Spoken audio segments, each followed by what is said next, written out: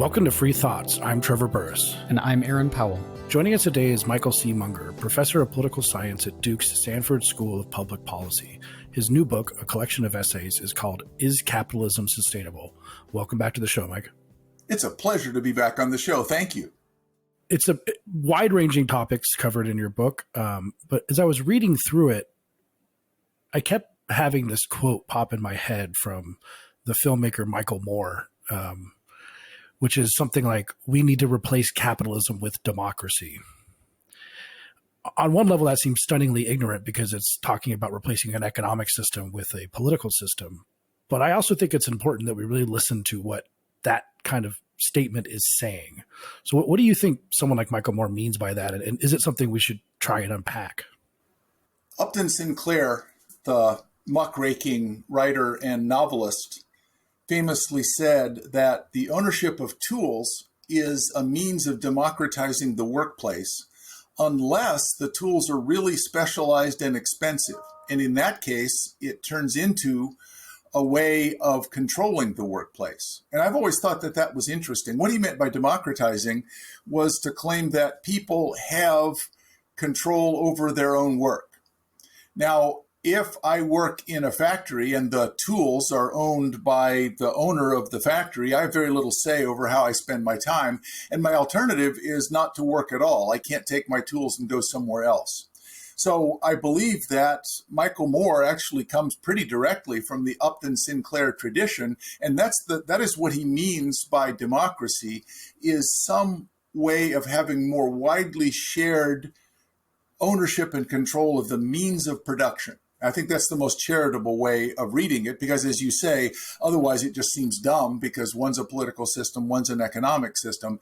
I actually think that he has a point, and that the notion of, and one of the things that I favor, for example, is permissionless innovation in people trying to design their own workplace. So in some ways, I agree with Michael Moore. What is capitalism in this reading? Or is it different? Is it different than free markets? Yes. So in this reading, free markets are the use of prices and voluntary exchanges to direct resources towards higher valued uses. And the idea that unfettered markets produce a kind of discovery process. Prices are signals of the opportunity costs of resources. And the advantage of that morally is that it gives me an incentive to be concerned about other people. So if I go to buy some toilet paper, and I've already got quite a bit, but I look and the toilet paper is pretty cheap, I say, I'm going to fill up my shopping cart. But if the price is high, it says, worry about the person behind you or the person who's walking to the store that you can't see. Leave some for them. So the market system uses prices and voluntary exchange. Capitalism is a system of the allocation of the gains from markets. And the thing about capitalism is that we're always having to explain why it is that the people who shower before work make a lot more money than the people who have to shower after work because they sweated all day. So the owner of the company, he doesn't sweat at all. Maybe he's a little bit worried about his stock prices, but he's in air-conditioned comfort. So one of the paradoxes is that capitalism seems to take the market system and to pervert it in a way where the people who work don't make money and the people who don't work make all the money.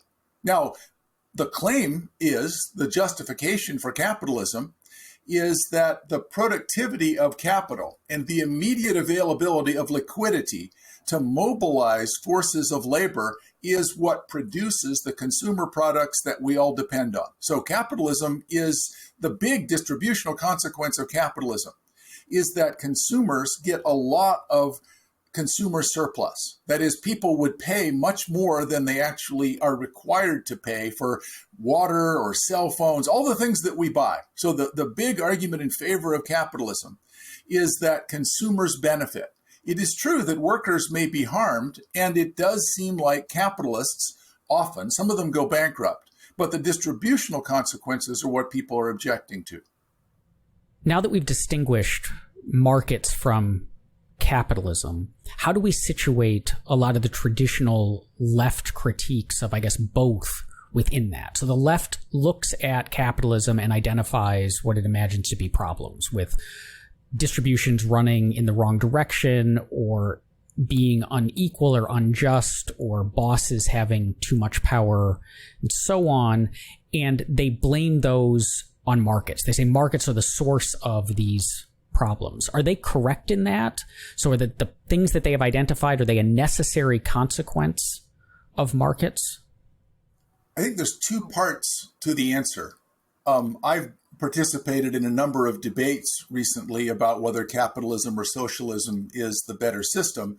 And it seems like many people on the left have some litany of complaints about markets, and then at the end just say, and therefore socialism. But at the risk of parroting my good friend Pete Betke, you always have to say compared to what? These are two imperfect systems. So for us to say markets have distributional consequences that maybe we are unhappy with or that seem unfair, that violate some of our sense of justice, I think you have to remind yourself that there is no relationship that is more abjectly unequal than that between the ruler and the ruled. And in a socialist system, the degree of inequality is, if anything, even greater. You are depending on the goodwill of the people that are managing the resources that are productive. So the things that we use to make things, if those are owned by the state, I don't see how that's obviously better than having it owned by a relatively small number of capitalists who at least compete against each other. The second thing that is the problem of the leftist critique, and I think what you said, Aaron, goes right to the heart of this, they want to manage prices. Well, if you manage prices, you lose all the benefits from markets that they say they wanted to concede. So prices are actually the main argument because it gives you signals of the relative value of resources. No system can operate without some measure of the opportunity cost of resources. So if you say, well, markets are fine, I'm only worried about capitalism, but then you go to say, and we're going to manage prices, you've given up the farm. That system has, actually, let me put it this way. There are no examples. There is not one example of an economy that uses fully managed prices that has come close to solving the problem of poverty. Capitalism solves the problem of poverty at the expense of increasing inequality. But socialist systems that manage prices or have state ownership of the means of production may have less inequality, but it's because they have so much poverty. So if you care about poverty, you're stuck with the problems of capitalism. There's actually no alternative. It's not a choice between two systems. There's no alternative. I want to ask about a quote that you have early in the book. Folks on the political left claim they believe capitalism doesn't work. The real problem is exactly the opposite. The political left thinks that capitalism is robust and, in fact, indestructible. Can you unpack that, please? It always surprises me how people on the left say, well, we can solve the problem of poverty. All we have to do is increase prices, particularly increase taxes, particularly things like the corporate income tax. Well, if you look at countries that arguably have solved their poverty problem, many of my friends on the left are big admirers of the Scandinavian countries. So Sweden in particular, in the mid-1990s, went to the edge of socialism, looked over the edge and said, that's terrible. We're not going to do that. So what they did was they cut their taxes on corporations, and they have a redistributive welfare state that seems to solve some of the problems of poverty. But the way they do that is to have a relatively sensible system of taxation. So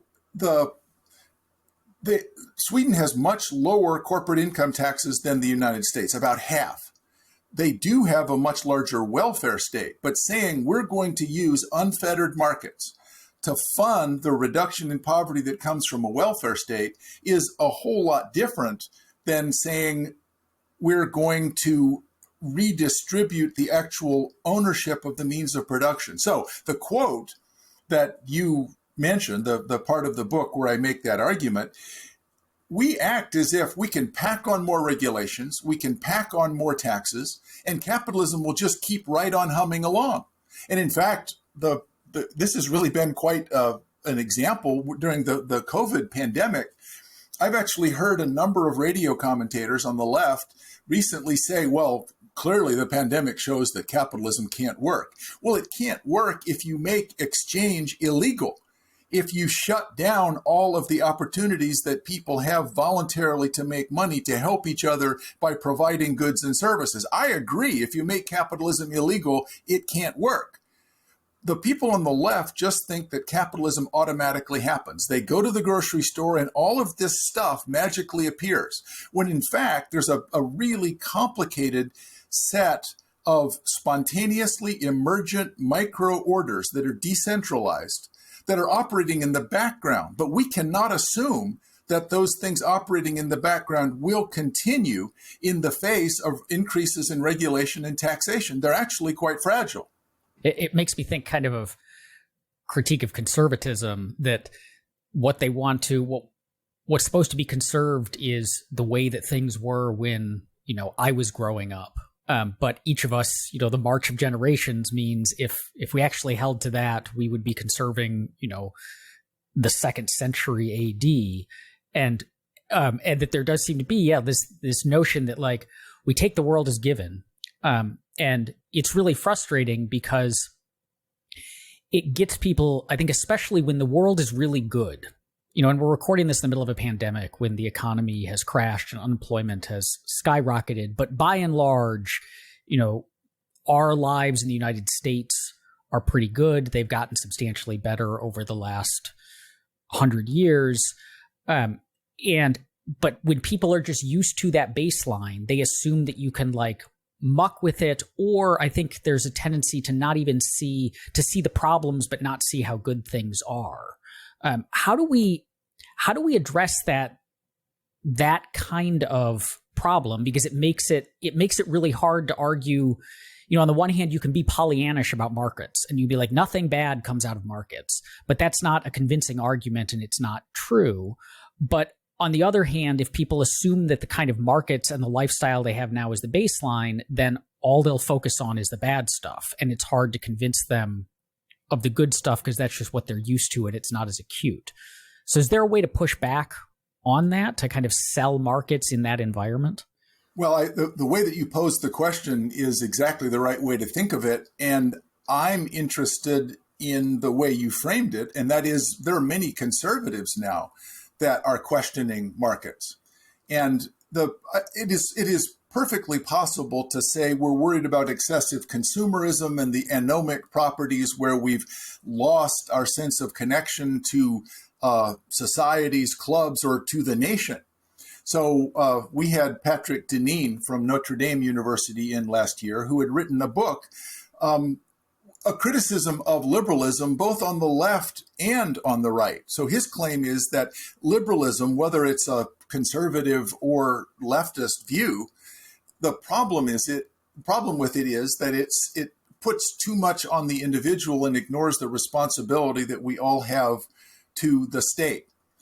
The solution that conservatives have now actually kind of harks back to Montesquieu in a way, and that is, we need a more powerful government so that we will do the right thing and serve each other and serve our country. So for some reason, conservatives just assume that they're going to be in charge and that we can create this new system and we will go back to this bygone age that may never actually have been, where we all cared about each other, we were in bowling leagues, we all went to church. And what surprises me, I'm Catholic as it happens. What surprises me about that is the fundamental claim of Christianity is that faith, to be salvatory, has to be authentically voluntary. So the idea that we're going to put together a system that forces people, basically a theocracy, which I worry that people on the conservative side are coming close to, the reaction against decentralized, permissionless innovation, where people get to choose the means and the ends of their own life, is endangered at least as much from the right as from the left. So I agree with the point of your question, Aaron. I don't know a very good way to push back on that, because that comes down to basic values and an assessment of the cause and effect relationship that we see in the way that society works, not just markets, but in the way that society works. So I tend to favor decentralized voluntary groups, thinking that people are the best judges of both what they want to accomplish and the means to accomplish it. But there are many people right now on the left and the right that are questioning what until now had been a basic tenet of liberalism. Going back to, we were talking about the price system. One of the things that I thought was interesting during this pandemic time, and you write about this in different ways throughout the book, being properly appreciative, if not surprised by markets and the way they work. There's a part in the book where you talk about, I think they're blue flip-flops for $1.89 that you found somewhere, and pestering your kids saying, isn't it amazing that there are blue flip-flops? But that's one thing that happened in the pandemic, at least in the early months, where suddenly, going to Aaron's question too, you've taken a grocery store for granted, and you've taken the fact that there's always toilet paper in the grocery store, and there's a meat supply chain that's not going to be interrupted. And there were all these discussions of supply chains, and suddenly people were worried about this. And I was hoping that maybe they would conclude, that markets were pretty good from that. I'm not sure they'll get from that, but we did see this sort of weird disruption in this amazing entity that we take for granted. What I thought was interesting about the response, it went in stages. So, in late March, everybody that I knew at Duke was all saying, oh, you want the government now, don't you? There's no libertarians in a pandemic. And then within a month, those same people were complaining about arbitrary and frankly silly state restrictions on things like reciprocity.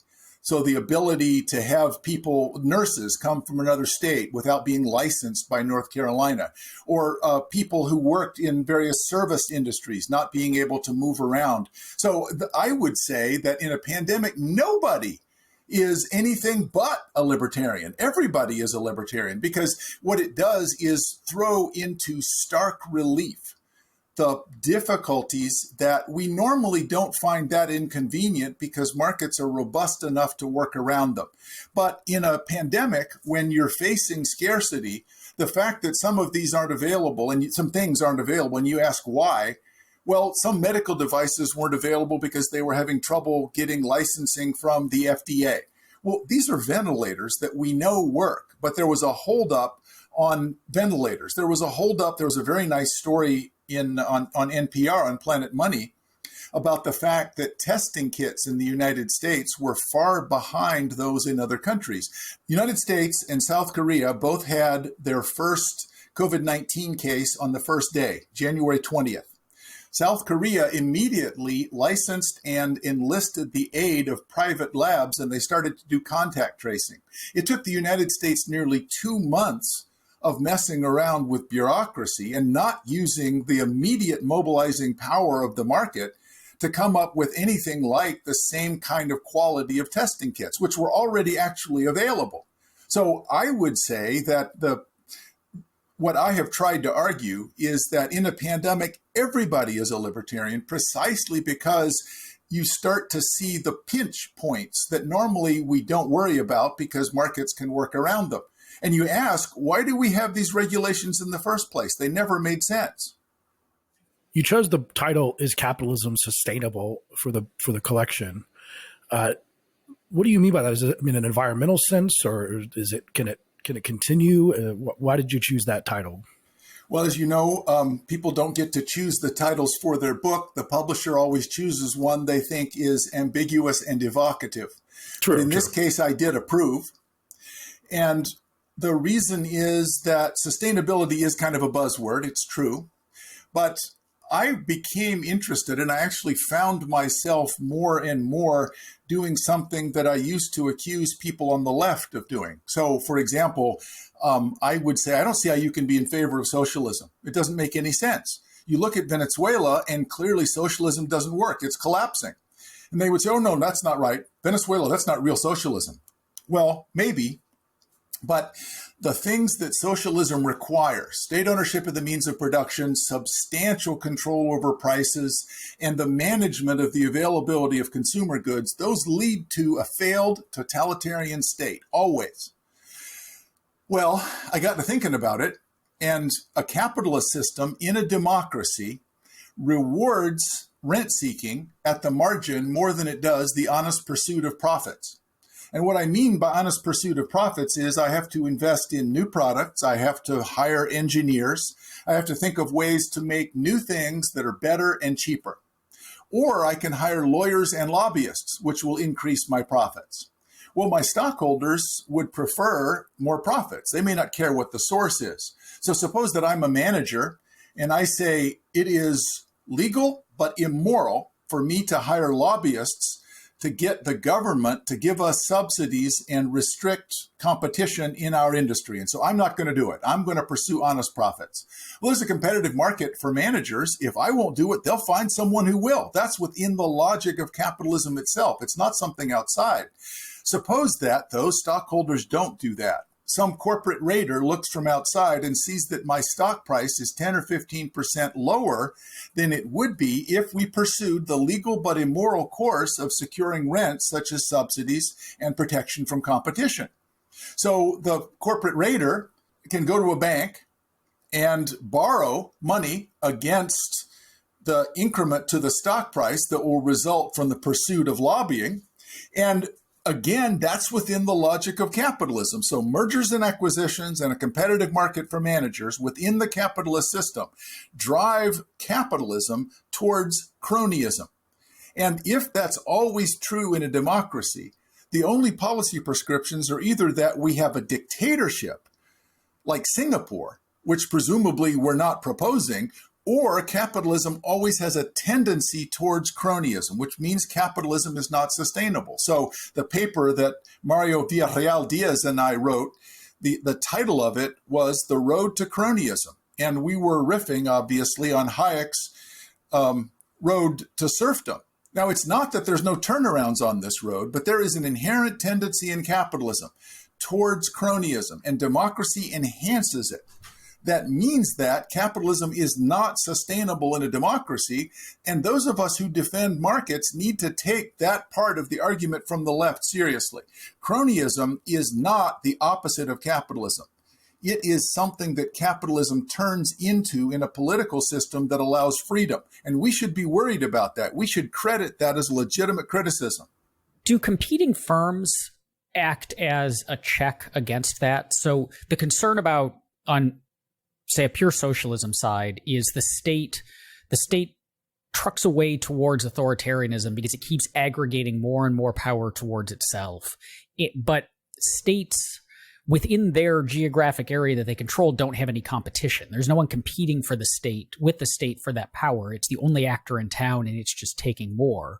But with cronyism is ultimately zero sum, right? Like if my firm gets the subsidies, your firm loses out, or if my firm gets the contract or the grant, your firm loses out. And so you've got multiple firms competing.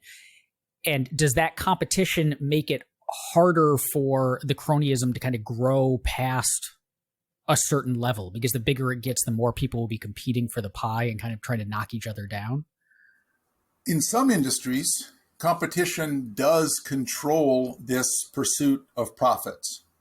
But there's two things that I think are important to remember. One is that the state is not a passive bystander in this process. The state is actively soliciting rent-seeking proposals, and it may be at the industry level. So if you look at the structure of the American agriculture industry now, it is dominated by a relatively small number of large corporations, all of which benefit from the fact that we give enormous subsidies to agriculture. The sugar industry has only at the level of growing has a very small number of firms that get enormous subsidies. So I would say that there is a life cycle where early stages of an industry, the competition that you're talking about is enough to discipline firms. But as the industry matures, their opportunities for increasing return by more investment in the pursuit of honest profits decline. So in the book, there's a graph. It's a simple graph so that you have the first dollar return to lobbying, and you have declining returns from the pursuit of honest profits. So, for example, Microsoft for decades didn't have a single lobbyist. Now Microsoft has its own building on K Street. At some point, you pass the point in the life cycle of the industry where competition there's enough gains in competition that the winners, that the hard workers still say we're better off without the state. Because once you embrace the state, it's hard to let go. People recognize that. But at some point, at least one of the firms says, we're not doing that well. If we hire lobbyists, if we invest in the pursuit of patents that actually have no real content, but that will allow us to extend the unique position we have as producers of this product, then we can, for 5 years, for 6 years, sustain ourselves as being profitable. We can prop up our stock price. So it seems to me that in addition to competition, you're right, competition is enough. We would also need a dynamic system where permissionless innovation encourages the creation of new products. And so if you look in the last 20 years, the places where there's not cronyism is the places where innovation has taken place about new forms of communication, social media. And so, or Uber. Uber doesn't have very good relations with the state because they're new. Uber doesn't have that many competitors. But Uber is still at the point where they're better off investing in better service and lower price than they are in seeking help from the government. That may change pretty soon. And so as long as you have new firms producing new products in a dynamic economy, that will provide enough competition to prevent this turn towards cronyism. But all industries, I'm going to claim all industries eventually mature to the point where the first dollar return to lobbying exceeds the marginal declining return to the investment in producing better products. And at that point, they become cronyist. You discuss, of course, throughout the book, profits in different ways, which is a bad word for people. But sometimes it seems like people might worry that you're putting too much meaning into the word profit, or a profit doesn't encapsulate enough of our values, for example, in the area of recycling. That if you say it's not profitable to turn glass into cullet so you can make more glass with it, but if you're a proponent of recycling, they would probably chafe at this idea and say, well, that's exactly the point. Like, saving the earth may not be profitable. So is that an overuse of the concept of profit when it comes to something like recycling and environmental concerns? Well, let's recall that in a properly functioning market system, the reason why we want prices as the consequence of a discovery process is that prices reflect the opportunity cost of resources. Now, the argument for environmentalists is that because there are externalities, prices do not reflect the full opportunity cost of resources, and the state should intervene, either imposing corrective taxes or regulating in some way. Now, profits are the result of me engaging. I go out and I sign contracts, voluntary contracts, with a number of input suppliers. And the input suppliers all are happy to sell me their product because they're voluntary exchanges. So I pay money out. And then I go in, and then I sell it in output markets to consumers. And the consumers are happy to buy the product. And they're paying a price less than it costs me to produce it. So I'm making my input suppliers happy because I'm paying them more than the value of the resource I'm buying. And consumers are happy to purchase it from me because they value the iPhone that I'm selling less than it cost me to make it. If I have money left over, that's called profits. And profits are the reward for me making all of those input suppliers wealthy and making all those consumers happy. Now, if you just look at the amount of profits that an industry is making, that's pretty misleading because it's hard for us to measure the producer surplus of inputs or the consumer surplus of buyers. A lot of people are made happy from buying these products. Now, for recycling, the problem is that prices may not work, particularly when it comes to valuing the amount of space or damage that we're taking up in landfills. And so I actually was really interested when I first started to go down this rabbit hole. I would interview people. Well, how expensive would recycling have to be for it not to be worthwhile? And I actually got one very earnest young woman in a small town in New England who was the public relations officer of the town. And she says, oh, it doesn't matter how much recycling costs. Recycling is always cheaper. Well, gosh, ma'am, that's hard for me to understand. Because, in fact, what you're saying is that I have a way of testing whether something is a resource or not. So I hold something in my hands, and you don't know what it is, but we want to figure out with 20 questions whether it's a resource. And you say, will someone pay you for that? Well, if someone will pay me for that, it means that someone else has a value greater than zero for it. If that's not true, it's not a resource, it's garbage. So that's step one. If it's garbage, now we have to face the question of what is the cheapest way to dispose of it, given that we recognize we want to take into account the costs of damage to the environment. So oil, used motor oil. If I pour used motor oil on the yard, that does damage to the environment that I'm not paying for. If I take some glass and grind it up and mix it with asphalt or with the sand that's in my yard, that doesn't do any harm to the environment. The externality of disposing, for example, of glass is very low. So there was a mythology that the United States was running out of landfill space, and it actually was the result of the Islip garbage barge, where they couldn't find a place to put this garbage. But the studies of that said we have fewer and fewer landfills in the United States. That's right. We were closing a bunch of landfills that weren't safe. However, the landfills that we were building were 10 or 100 times as large, and they were protected by a rubber barrier at the bottom and an impermeable layer at the top. They were capable of, we actually have more landfill space now than we had in 1970. Let me say that again. We have more free landfill space now than we had in 1970. There is no shortage of landfill space in the United States. So where comes the cost that people are imagining that markets are not capturing when it comes to recycling? So the city of Baltimore famously announced just this past January that for the past 7 years, they had been taking glass from the recycling bins. They take it to the recycling facility. They put the glass into bags. They carry the bags to the landfill. So they're trucking it twice, picking it up twice, handling it, trucking it twice. And the people were outraged, saying, well, we wanted to recycle glass. And Baltimore said two things. First of all, it's too expensive to recycle glass. Now, what does that tell you? It means that this is not a resource. People will not pay you for the glass. It is garbage. Second, it is cheaper to put it in the landfill than it is to find other uses for it.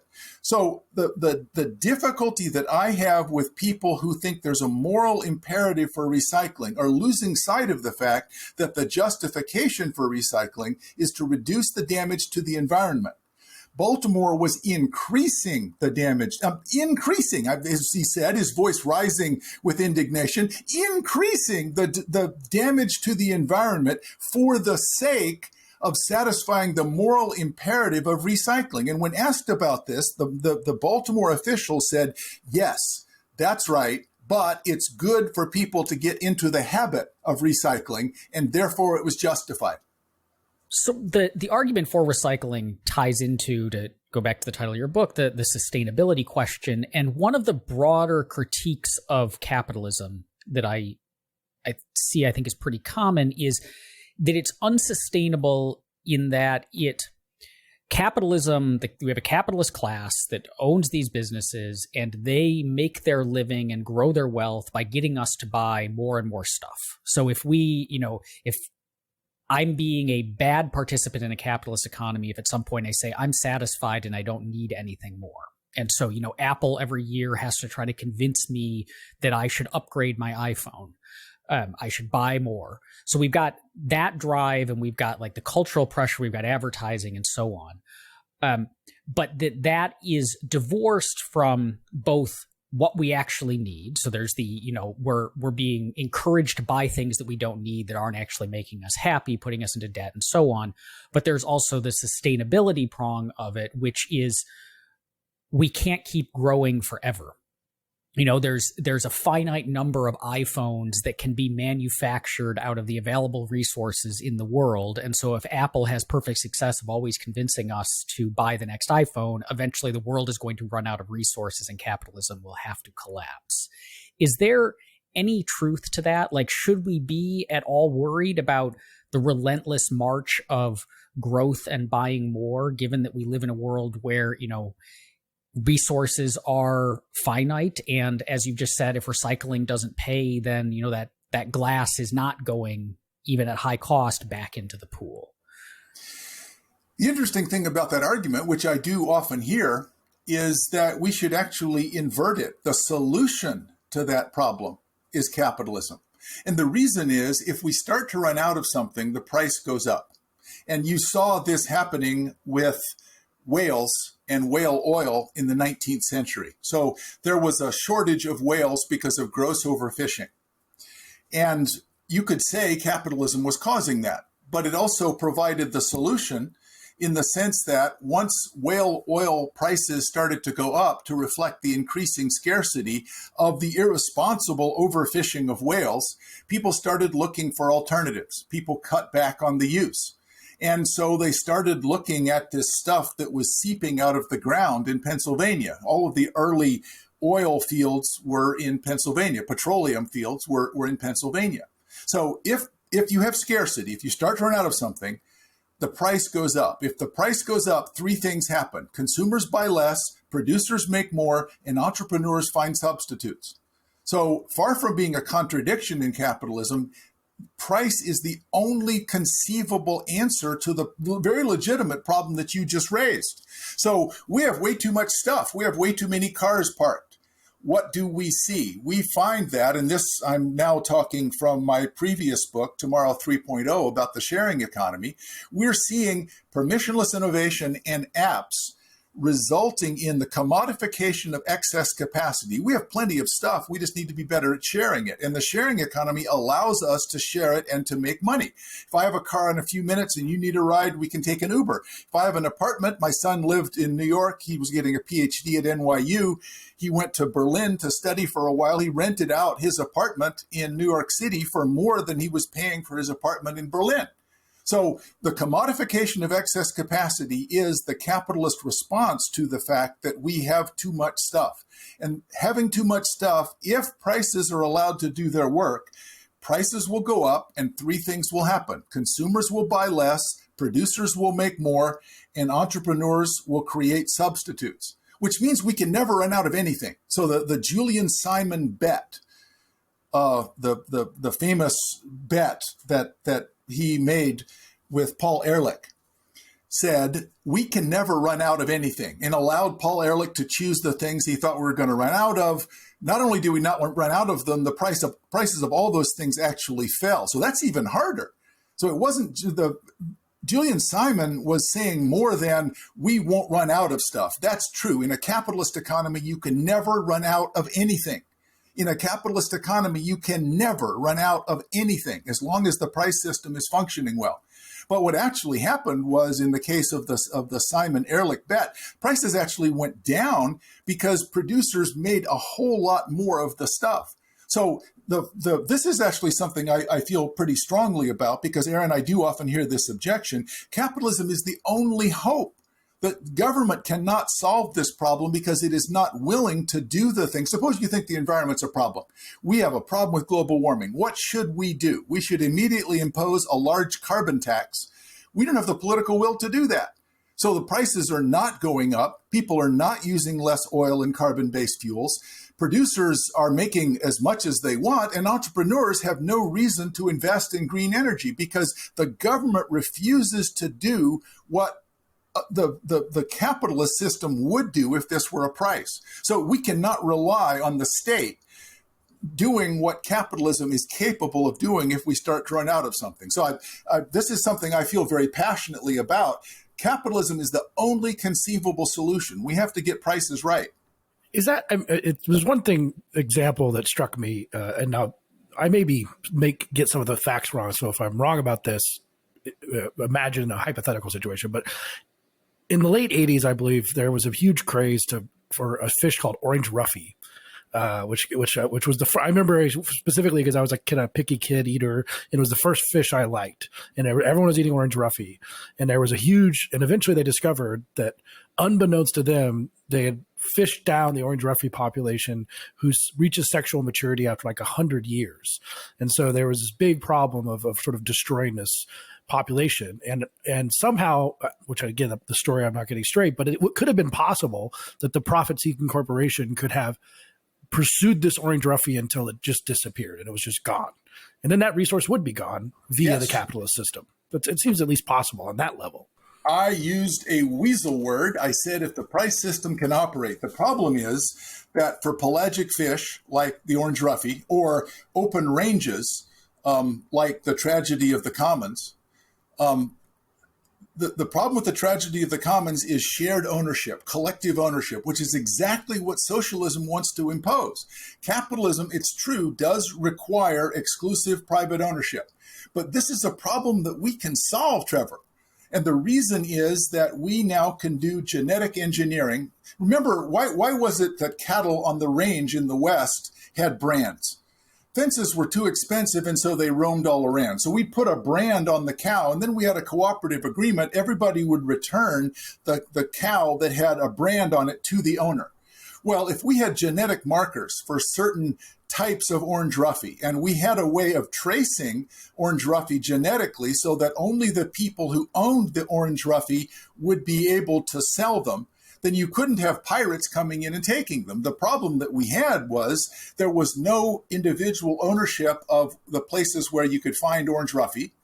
The result was that people would come in and take as much as they could. So it's the standard difficulty with open ranges or with the tragedy of the commons. It's true capitalism can't solve that problem. That's a state failure. The state failure is the inability to assign and defend property rights. If you have private property rights, and that's the extension to my claim that I would make. If you have well-defined private property rights, we can never run out of anything. We can run out of things where the states, nations, fail to define private property rights, but that's a government failure, not a market failure. It's interesting too, because this goes back to the recycling point to some extent, because at different times, it makes sense to recycle things depending upon the market. Oh, absolutely. I am an avid recycler. I always, in fact, if I see someone throw away an aluminum can, I will pick it up and take it home and recycle it. So aluminum cans and corrugated cardboard, we should, I'm making air quotes, we should recycle because prices are telling us those actually have value. I am not harming the environment by recycling aluminum cans or corrugated cardboard. I am harming the environment by insisting on recycling glass just to make myself feel good. It's appalling that people want to buy for themselves the moral licensing of recycling a couple of wine bottles so they can drive an SUV. But it's also, I remember we were talking about the Julian Simon example. I don't know, maybe 10 or 15 years ago, there was suddenly a copper shortage, and people were stealing copper from houses and reclamating on from appliances and stuff. And it was an interesting thing where I said, I don't really understand copper markets, but if they let the prices run freely, this will probably solve itself, and I bet we won't run out of copper, because it suddenly made sense for people to come and strip copper and recycle it in some way. Right. And before, the copper is a difficult thing because we may not have, it is difficult to increase the supply of copper, and there may not be very many good substitutes for it because it has the electricity. But when you say people were stripping out copper, in many cases, these were abandoned buildings. I actually think that at some point, the price of plastic is going to go up because we may have a shortage of fossil fuels, which means that plastic will now have value. I think people are going to strip mine the large landfills to recover plastic, which they will then be able to sell. So it is responsible, in fact, for us to bury plastic in landfills, not burn it, but bury it in landfills so that future generations will have a source of energy. we've talked about consumerism, and we talked about recycling can never cost too much because there's a value in doing it, like that argument. It's a moral imperative. Yes, it's a moral imperative.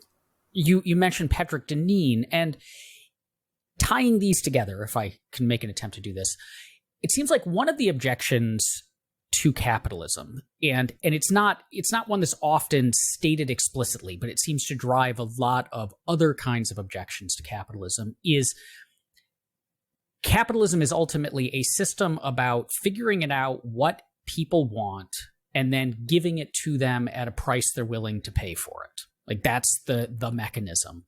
And a lot of times people end up wanting stuff that you yourself don't want, or they don't want stuff that you want, or they want stuff that you don't think that they should, or they don't want stuff that you think they should want. And capitalism is the system that enables all of that, like, misplaced wanting. And so with like Deneen and the National Conservatives, a lot of their objection is when you let liberalism and free market capitalism enables people to lead these lifestyles that I find distasteful. And so I guess it feels like a lot of the critiques of capitalism are at their heart about distaste regarding the desires and wants and lifestyle choices of others.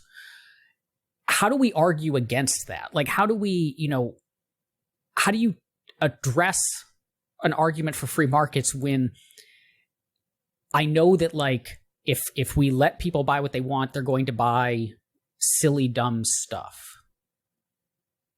There is an interesting and sometimes undefended premise underlying liberalism and classical liberalism. And usually economists just give this kind of brief consideration and say, oh, well, preferences are subjective. And that means that people are the best judges of their own welfare. And what I like may not be what you like. Well, that's actually a pretty important point. And what actual moral philosophy of liberalism would say is not that this is subjectivism, but that this is autonomy. This is self-ownership.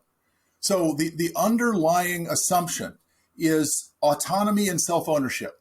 I am in charge of myself, and I am allowed to be in charge of myself and make my own choices. The alternative to that is that somebody else is going to make my choices for me.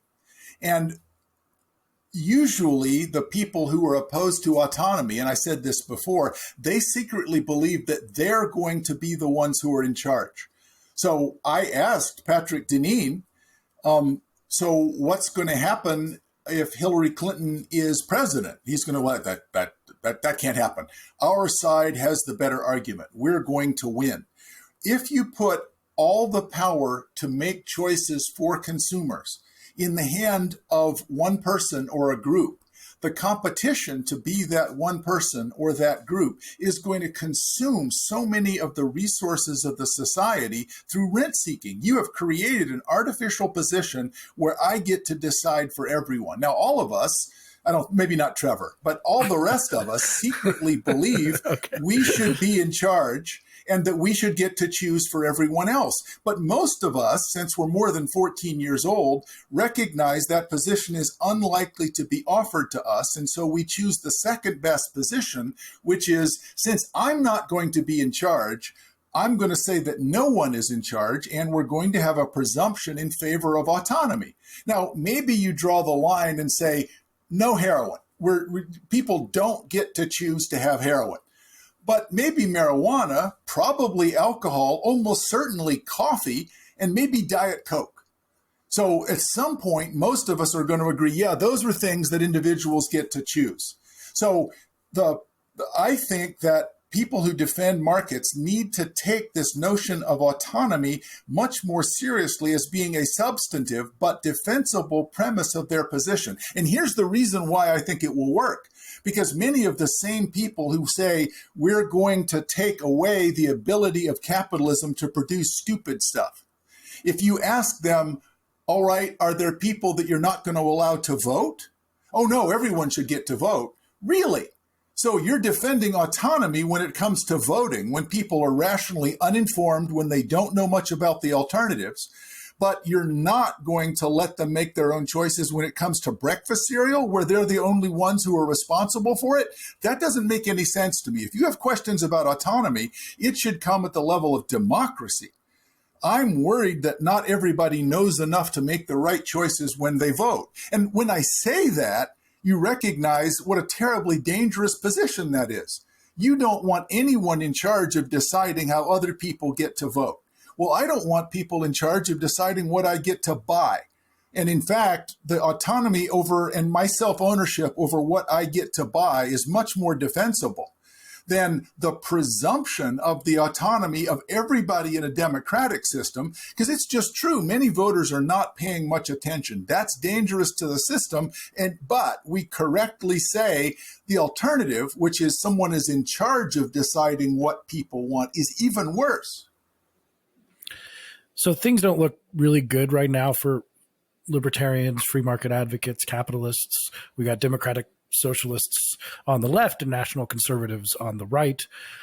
What do you think supporters of capitalism should be doing better to maybe get out of this morass that we're seemingly going into? I may just be an incurable optimist, but so I'm going to quote someone that I didn't agree with, but then come back to a point.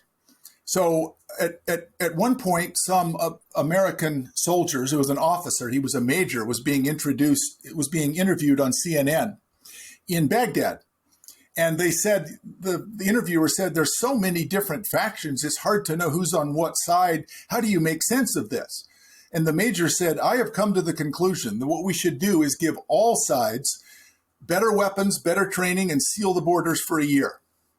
Then we'll come back, and whoever survived, that's who we'll deal with.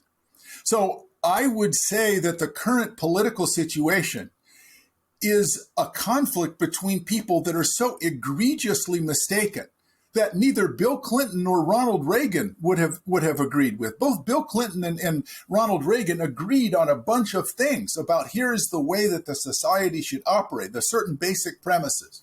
So the very far left and the far right, I say give them better weapons and better training and come back in 4 years. So I think we're in for a hard time. I think that's right.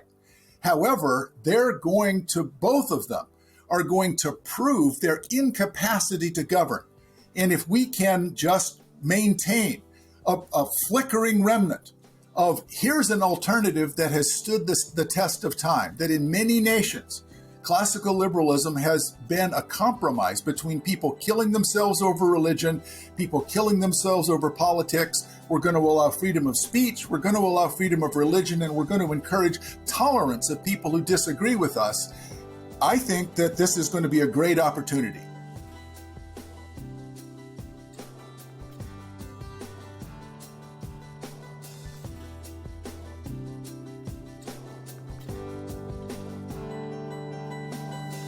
Thank you for listening.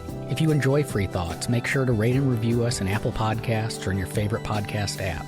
Free Thoughts is produced by Landry Ayers. If you'd like to learn more about libertarianism, visit us on the web at www.libertarianism.org.